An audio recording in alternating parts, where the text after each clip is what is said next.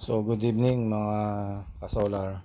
Ito pala yung pabuo sa atin ng isang client natin na 1 kilowatt 24 volts with 200 Ah na battery at tatlong pirasong 615, bali 1.845. So ito yung unit natin na binenta natin. Tayo ay nagpa Christmas sale.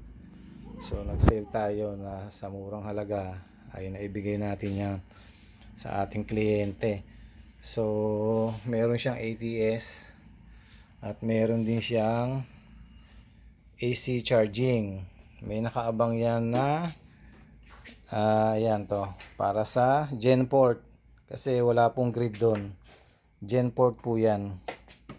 So ibig sabihin ang function nito ay kaya may Genport na nagpalagay kasi pag nga naman walang harvest, ibig sabihin talagang umuulan kahit halimbawa 1 week walang harvest. So ang gagamitin niya ay ang generator. Meron siyang generator. Tapos habang of course siyempre pag generator continuous yung gamit niya. So, habang ginagamit ang generator, nag-AC charging naman siya. So mamaya ituturo ko sa inyo yung connection niyan lahat ng mga nakalagay natin. So buhayin natin yung ating inverter. Ayan.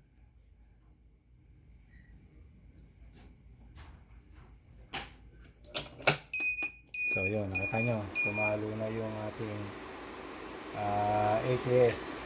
Naka-solar priority tayo. Yun. So yun, umaandar na yung ating blower. Nilagyan nga pala natin na ng blower yan para, kasi ito, ang gamit ito ay 24/7 to, walang patayan. Kaya nilagyan natin siya ng blower. So yan, ito yung ating linya ng PB. Sa akin yan pang demo bukas kasi kukunin na to ni client bukas. So yan, kaya nag-abang tayo dyan. Yan ang kanyang PB cable na 10 meters na 6 mm. Ito yung linya ng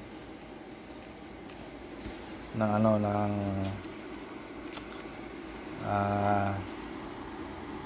tawag din nalimutan ko na yung linya ng toto sensor CT sensor. Yan. Ito ang linya ng Genport. Yan ang linya ng Genport. Ito yung linya, ito yung breaker ng load. Yan. Genport. So, ibig sabihin, ipapakita ko muna sa inyo yung yung function niya. So, ibig sabihin, saksak muna natin itong kunwari, yan yung Genport. Yan, ito yung generator. Kunwari lang naman, yan.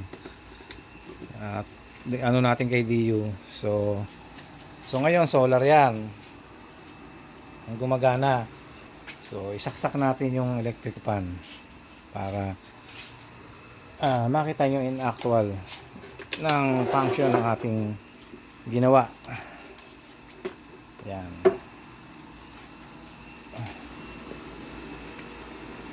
So yan, andarin natin. Okay, so gumagana siya. Ang gamit niya ay ang solar ang gamit niya. So yan, kita nyo naman 66 watts. Kahit solar yan, kahit generator, may monitor yan to. Kaya doon natin tinap sa load. Output yan. Yan. Ito yung output yan, yung outlet na yan. Yan yung output. So nagana ngayon yan. So ibig sabihin, saksak natin itong charger. Ibig sabihin, solar yan. So kaya siya nagpakabit ng Genport kasi nga pag halimbawa, minsan mangyari na 1 week na umulan. So, ibig sabihin, wala tayong harvest. Madidrain ang ating battery. Kaya, nagpalagay siya ng generator. Kaya, abang to. Halimbawa, may ganung senaryo. Kaya siya nagpaabit ng genport. Halimbawa, so, i-actual natin ha. Halimbawa na naglobat, wala nang karga yung battery. I-off natin to. Ito yung breaker ng battery, 125 amps yan. So, mamamatay ito si inverter. Mamamatay yan. Pero meron pa rin continuous supply yan. Kasi nga, gagamitan niya ng generator. Pero hindi naka-actual na nakasaksak agad yung generator. Ibig sabihin, papaandarin niya muna yun. Sabihin, naglobat, wala nang harvest ng ilang araw, gagamitan niya ng generator. Ito ang generator breaker, generator port natin yan. Yan. So makita nyo na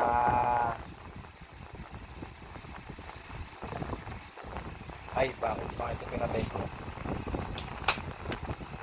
Pala yung output ng to. So, sabihin, papatayin natin itong battery. Mamamatay ito si inverter. Patayin natin ha. Ayun, namatay. Nag-transfer. Ibig sabihin, ang ginagamit niya dyan ngayon ay generator. Yan ang gusto niya. Tapos habang continuous ang supply niya, kasi ang paggagamitan nito ay Starlink, bendo, at ilaw, sa TV lang naman. Actually, itong barangay na to ay wala talagang grid. Sa Tanay, walang grid. Lahat, yung barangay po yan. Yun ang ating mini-maintain, yung barangay na yon. Kaya, so, tayo nag-maintain doon pag may trouble, ay pinupuntahan po natin yun. So, nasa na ba tayo? Yan, wala nang harvest. Generator na pinapaandar niya. Continuous pa rin yung supply. Tapos, halimbawa lang, di ba, lobat. Ito yung breaker ng charger. So, i-on niya ngayon yan. So, sabihin, nag-charging ngayon yan. Nag-charging ngayon yan dito sa battery. Yan. 26.6. So, nagcha-charging ngayon yan. Habang ginagamit niya yung generator, sina-charging niya yung battery. Halimbawa na-reach na ni battery. Halimbawa na full charge na. Full charge na siya. So, i-on niya na tong breaker ng battery. Yan, on na. So, i-on din tong inverter, siyempre, of course. Yan, i-on niya na yan. On na yan. So, babalik yan kay solar. Pag nagano na yan. Ayun, kita nyo. So, ibig sabihin, solar na ngayon yan. Ngayon, halimbawa, full charge na yan. Papatayin niya na ngayon to. Yung breaker ng charging. So, papatayin niya yan. Yun ang kanyang gusto na pinagawa niya sa atin. Na kapag walang harvest ng ilang araw or maulan, continuous yung supply niya. Kasi rin siya, negosyante rin siya. Siya ang may hawak ng internet sa barangay. Siya ang may mga Starlink. May mga Starlink siya sa mga tindahan, sa buong barangay na yon. Siya ang may Starlink at bento machine. So kaya nagpasadya siya sa atin. Actually sa kliyente niya to, hindi to sa kanya. Sa kliyente niya to. Ito yung kakabitan niya uli ng another Starlink. Yan. Kaya ganyan ang system na gusto niya. Walang AC niya wala AC kasi wala nga dito doon. So, ituro ko naman sa inyo ang linya. So, So naipakita ko na sa inyo yung system ng kanyang pinagawa. So hindi ko na ulitin, nakailang ulit na ako eh. So yun, ang linya naman ang aking ituturo. Ito nga palang battery natin ay 200 AH yan, yung white half cell, 24 volts, 200 AH yan, plus tatlong panel na 615, 1.845 watts. So punong ano na yan, kayang-kaya na yan sa araw, sabihin puno na yan. Ang load lang naman niya ay ano lang, Starlink, Bendo, siguro mga mga limang bendo siguro, I think 5, pinakamarami na yon or 3. Basta ito ang pinaka ano, magiging central ng unit niya. Hindi lang to yung una ha, marami na siyang, like I said, siyang may hawak ng internet sa barangay, siyang may ano na Starlink. Tapos nilalagyan niya ng bendo, mga 3 or 5. Meron na siyang ano, ibang technician naman doon in regards sa Starlink sa bendo. So sa atin lang ay solar lang. Solar lang ang ating inaano, hindi na natin inaanohan yung bendo. Yan na natin sa iba nating kapatid sa pagiging technician, siya na ang bahala doon. Basta sa atin, supply lang. So yun, ay ano ko naman sa inyo yung linya. Ito ay breaker ng panel. Ito yung galing sa bubong. Kanya, yan. Yan yung galing sa bubong. Ito yan. Yan yung 10 meter. Yan. Yan yun. Tapos, ang output nito ay papunta sa controller. Sa PB input, PB positive, PB negative, and then controller to circuit breaker. From controller to circuit breaker papunta naman dito sa, ito yung magcha-charge na battery kapag araw. Yan, yung 6mm na yan. Yan ang negative, yon ang positive. By the way, nalimutan ko yung paliwanag. Ilagyan nga pala natin yan ng SPD. Ang linya ng SPD ay from negative to negative. Yan. Negative to negative, positive to positive. Tapos sa baba yan ay PE. PE sa baba. So yan, may symbol siya, PE. Yan. So PE means, so sa leksyon na yon kung ano yung PE. I think na alam niyo naman yon. So nasaan lang tayo? Dito sa breaker ng from controller to battery. Ito naman tayo, ito yung breaker ng AC charging. Yan, ito yung positive, ito yung negative. So dumaan dito, tumak doon sa ibabaw ng controller, napapuntang battery. Yan, 6mm. So ito naman ang breaker ng battery, pang battery to inverter. So dito galing yan, 25mm ang ginamit natin dyan. So ito yan, positive, negative. So pumunta rito, input, output, positive. Ito yung linya ng galing inverter. Yan, yung positive na yan.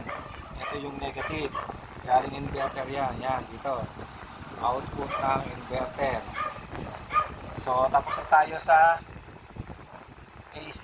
DC side. Tapos na tayo. Dito naman tayo sa AC side. Ito yung output ng inverter na 220. Yan yun. So pumunta dito. Yan, 220 yan ha. 220 yan. Huwag kayo mag-ano, susundot-sundot. 220 yan. Pumunta dito sa output. ng papunta yan sa, hulaan nyo kung saan. Output ng papunta yan sa ATS. Dito. Yan, yung may pulang yan. Yan. Papunta yan dyan. Yan sa dalawang yan. Yan, dyan pumunta yan. So, nasusundan nyo. Galing dito sa output. Pupunta dito doon sa ATS. Sa ibabaw. Yan, sa ibabaw. Okay. Balik tayo dito. Tapos, nilagyan uli natin ng AC SPD. Dito, walang problema na walang polarity yan. Pero, may susundan din kayong neutral and line. So, ano yung neutral? Ano yung line? So, ano yun na lang. It means neutral kapag maano nyo sa pilot ng tester, ang neutral ay kapag pinindot mo itong isa, iilaw. Yun ang line.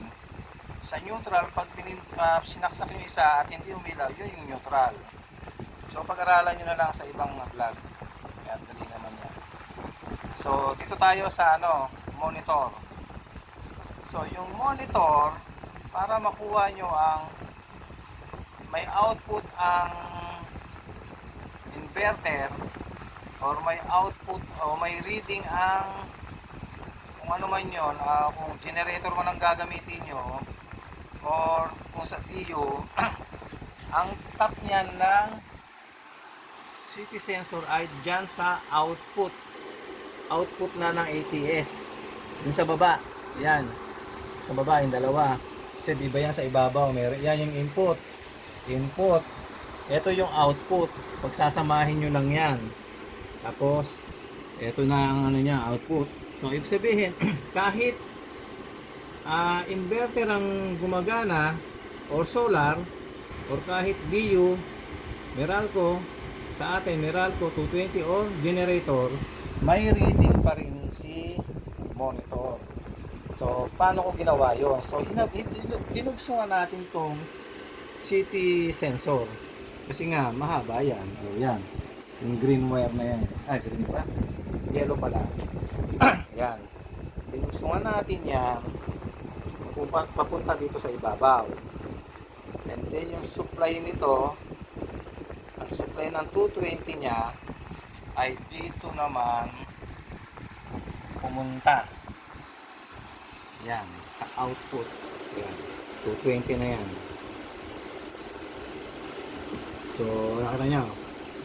Nahuli nyo. Tapos, yung linya ng generator, yan, ay pumunta naman dito sa isang side na yan. Yan. Yan yung linya ng generator. Ibig sabihin, transfer lang yan. Kapag nalobat yung battery, ay tatransfer yan kay DU. Kung may DU tayo, pero saan lang wala. Kaya generator ang ginagamit.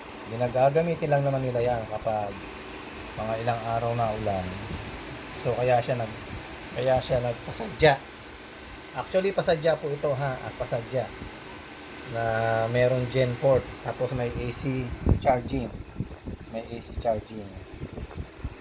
So punutin na natin ito.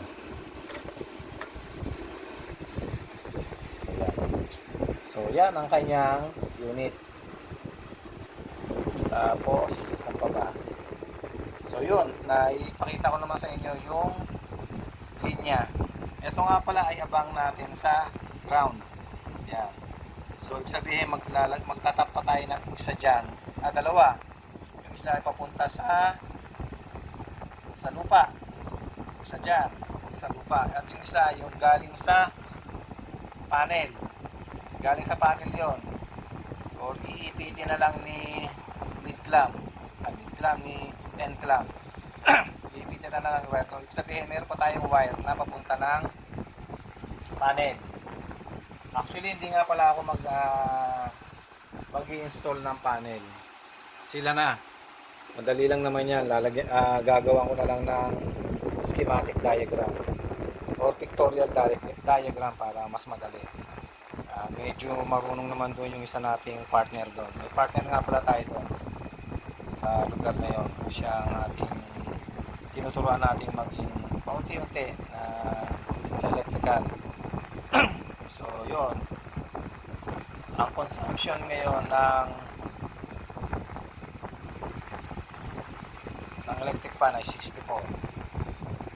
So ang gumagana sa atin ay si inverter.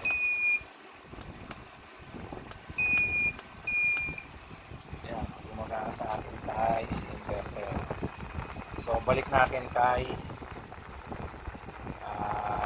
DU.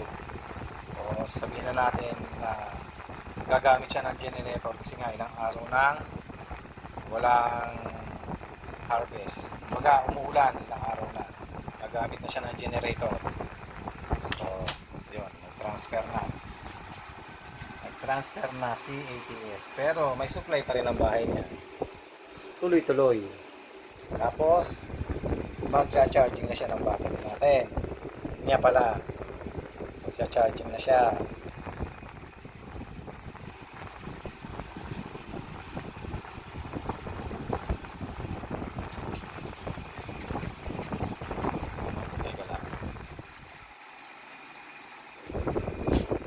So yun, charging na siya ng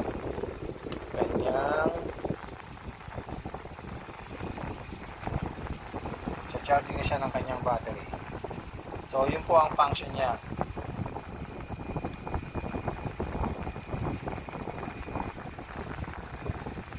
So ngayon ay nakaano siya dyan, generator yan, generator function.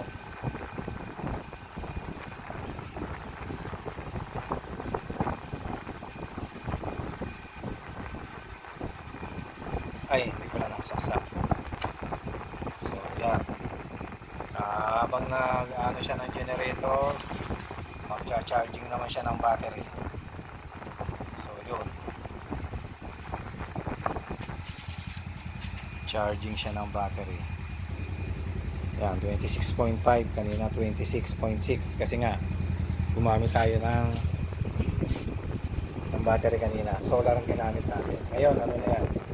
Kunwari lang, generator sa atin DU sa atin DU Meralco or any source of distribution utility, Batelec, Eleco. Sa amin kasi Meralco. So yun ang kanyang system at ito yung kanyang paggawa. 1 kilowatt, 24 volts, toroidal with gen port and AC charging. 24 volts, 200 AH battery. Tatlong 650, 15, 1.8, 45 kilowatt. Yun ang kanya. So, busog na yan. 1.8 na yan itong ating battery. I think, mga 11 pa lang, full charge na yan. Tapos, sa parameter setting ng controller kay Paumister ay hindi nga pala Paumister to, si Flowwatt ano yan, pero parehas din yan ni Paumister. Pakita ko sa inyo ha. Ayun, nakikita nyo ba?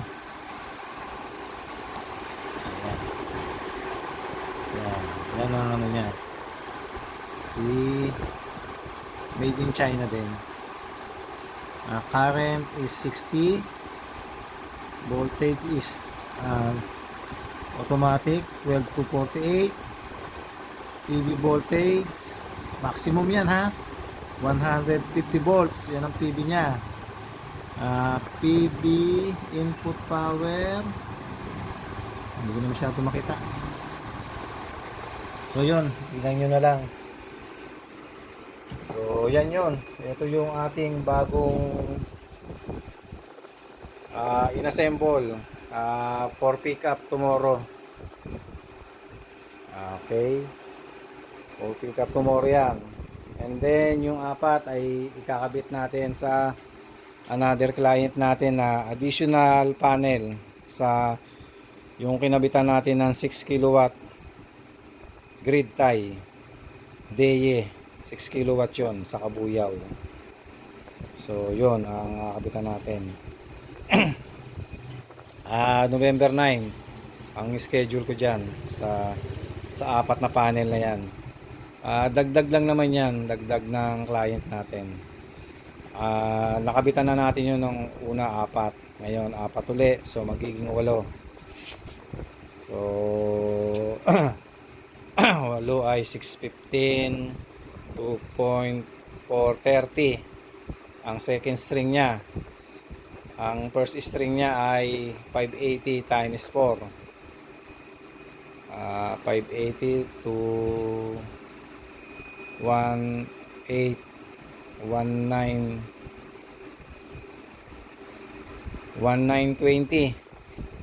1920 kilowatt ang first string. So yun, November 9 na schedule natin yan. Yan yung ating binili. 7 pieces yan. 7 pieces yan. Okay. So, pakita ko sa inyo. 7. Okay, 1, 2, 3, 4, 5, 6, 7. Okay, kanya na ha, marunong ko magbilang. 7 pieces. Dito ay 3. Sa ating client dito ay 3, and then sa 4 sa doon sa Kabuyaw.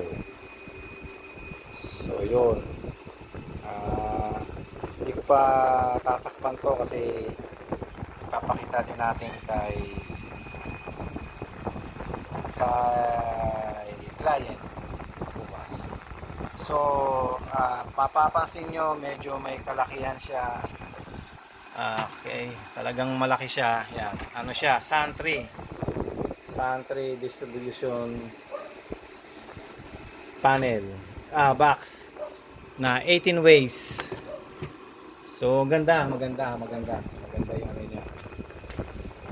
So pakita ko sa inyo pag nakatakip yan, ganito yan. Yan, ganyan ang itsura niyan pag nakatakip. Pag tatakpan na natin, ganyan. Ayan, ganyan. So 65 watts electric fan sa yung blower natin. So bunutin natin yung blower para malaman talaga kung yan actual na gamit sa electric fan. Yan, 59.7, kulang 60 watts ang ating electric fan. Yun, balik natin itong blower ng inverter. Nasa ano rin siya, 8 watts. So yan ang ano niya, ang